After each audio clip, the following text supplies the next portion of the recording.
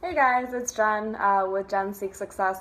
I thought of doing a video because, I wanted to do this video probably over the weekend. I attended a seminar, a 3-day seminar by Mel Cutler of Success Academy, and there was a really interesting topic that we covered, which was whether you're the result or the cause of something, whether you feel like things are done to you and life happens to you, or if you are the one making the decisions and making things happen. So the example that I wanted to go over was being rich and being rich as a result, sorry, because being rich is, when done correctly, unless you're a scammer or some kind of, very evil person, is caused by adding value to the marketplace, by teaching, by contributing, and by giving. And in order to maintain and keep that wealth, you need to keep on going in order to keep receiving. Whether that means you do it yourself or you found a system and put a system in place to do it for you and automate it for you. So today, a lot of parents teach their kids that being rich is equated to evil. Well, sure, it's like the couple of people who use their power and money to do bad things. They give a bad rep to a lot of rich people because the majority of rich people can only receive if they give.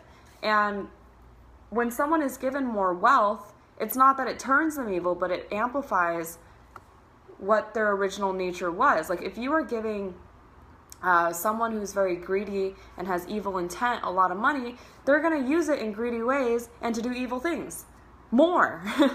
But if you are giving someone who has great intent, really charitable causes, a Mother Teresa type, a bunch of money, they're going to use it to help as many people as they can. So it's not that money makes people evil or that being rich makes people evil.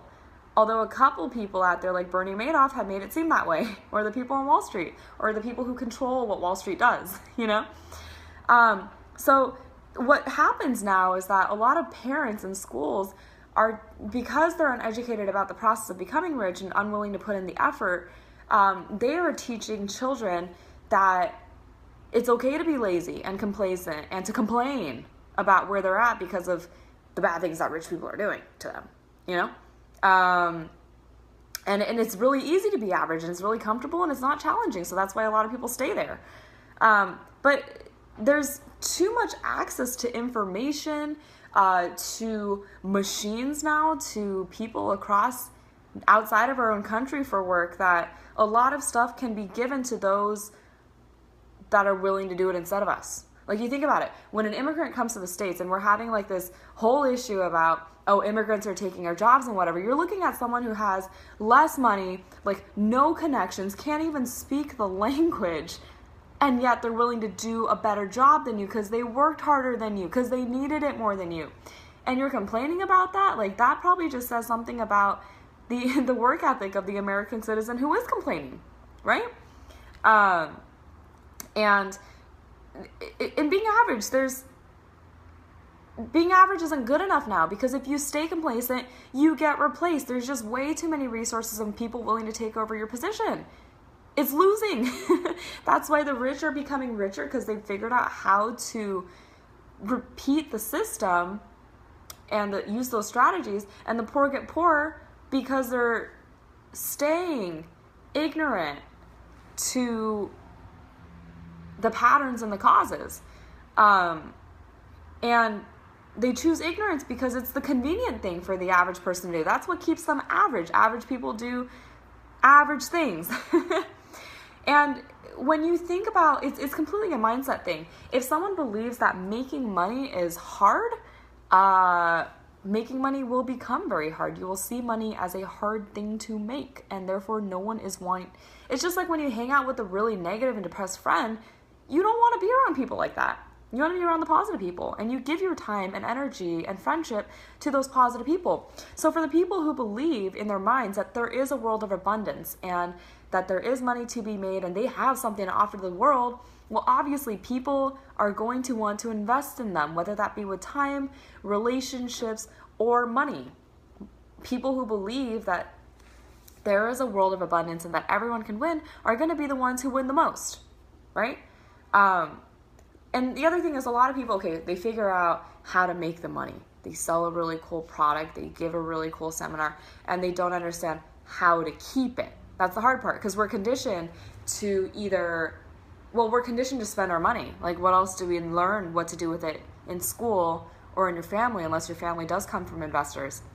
Something I learned really interesting this weekend was that you can either use your time in one of two ways.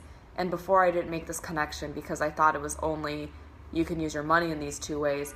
You can either spend it on, fancy cars, clothes, whatever, or you can invest it. And I was like, oh, time is either spent or invested. You're given a finite amount of time. And unlike money, everyone gets the same amount of time. So what are your priorities, right? That was really deep for me. So a lot of people learn how to make money. It's taught in schools, it's taught in our family, but we never learn how to keep it. So it's just very easy for people to blame and to envy those people who have or have accomplished what they haven't. And that's what keeps people complacent. And it sucks because a lot of people either don't know what they don't know or understand that there is another route. They see it happening, but refuse to take the steps in order to change it. We're creating a system where people aren't looking at how much value, how much original value and work they can bring to the marketplace. They want someone else to take care of them, and it's not sustainable. So going off of this topic, I just got off of a, let's call it an accountability hangout that I made with Gigi and Mylin from my, I guess we've taken a couple classes together now, but it's a virtual workspace because as entrepreneurs, a lot of times we start off as solopreneurs and we are the only employee of our business and we're doing everything. And if we don't, have not outsourced yet, it's hard to stay accountable and do everything you need to do in the time that you have. So we did an online 3-way chat about, just what we were up to, like what our goals. Today was goal setting. It was to get the day started, but from now on, it's going to be structured and very effective. Mylin actually calls it Pomodoros, because I actually don't understand why she calls it Pomodoros, but they're very effective work chunks with mini breaks in between to reflect and to talk about what we've accomplished and how effectively we've accomplished them, and then other work chunks. And the best part of being an entrepreneur is you can either do this at the beach with a glass of wine in your hand with whoever you want to do it to, or with. So I did have a couple glasses of wine, and that's why I'm a little funny right now. But it's something that we're going to try to do for an hour or more every day from now on as accountability partners. And I'm not sure what my schedule is going to look like because I learned a lot about outsourcing and building a power team and getting over my fear that I don't have the age and experience and money to get anything done because I've leveraged those of my mentor. She has exactly experience and money but doesn't want to deal with the people and the nitty gritties. And I said, great, well, I can sell shit and I can delegate and coach and write a complete operations manual from employee 1 to employee whatever, and train every single one of them on what they need to do. So that's exactly what we're going to do.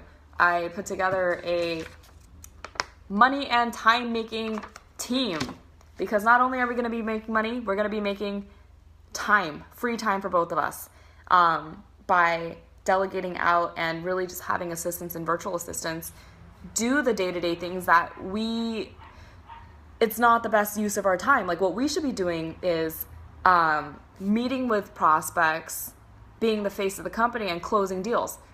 Like that's literally it. We shouldn't be cold calling or looking up phone numbers and where to mail them and printing out the mail and writing the content and the social media posts and stuff like that. Like no, there's other people who you can pay $5 on Fiverr to do that stuff for you.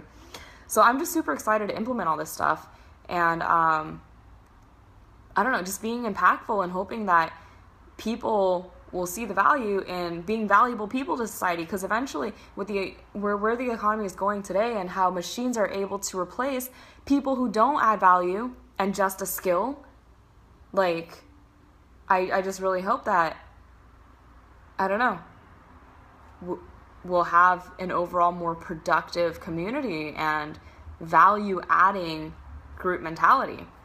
So yeah, feel free to comment, like, and share. And I will see you guys next time. Thanks for hanging out with me.